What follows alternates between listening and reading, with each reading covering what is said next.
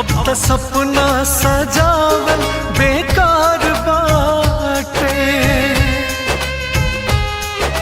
हाँ, टूट गइल भरोसा ना प्यार बाटे।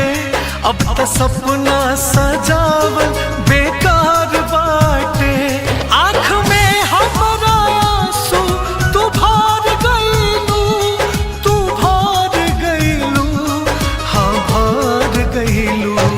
हर वादा से अपना मुकर गइलू, जा जा जान दिल से उतार गइलू।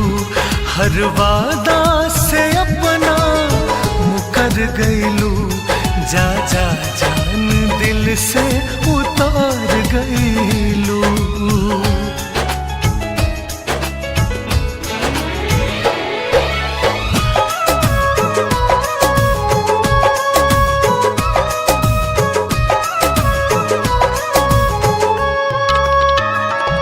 जान पवली नहीं हो प्यार रहे तो हर झूठ, मीठ मीठ बतिया के दिल के दुनिया लिहालू।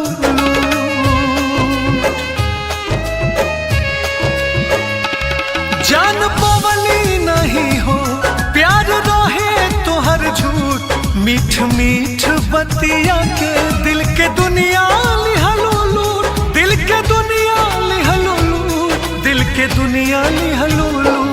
लेके साथ तू हमारो उमार गइलू, उमार गइलू, हाँ उमार गइलू।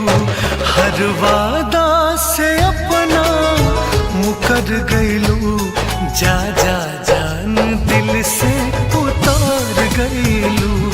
हर वादा से अपना मुकर गइलू, जा जा जान दिल से उतार गइलू।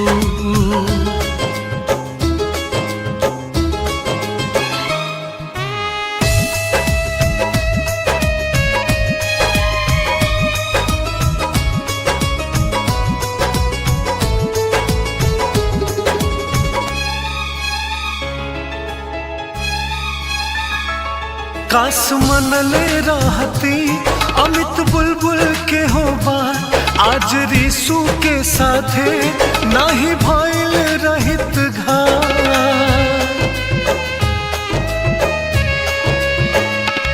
काश मनले रहती अमित बुलबुल के हो बात, आज रिसू के हो साथ नाही भइल रहित घात, नाही भइल रहित घात, नहीं भइल रहित घात। तू बेदर्दी से हंस के गुजार गइलू, गुजार गइलू, हाँ गुजार गइलू।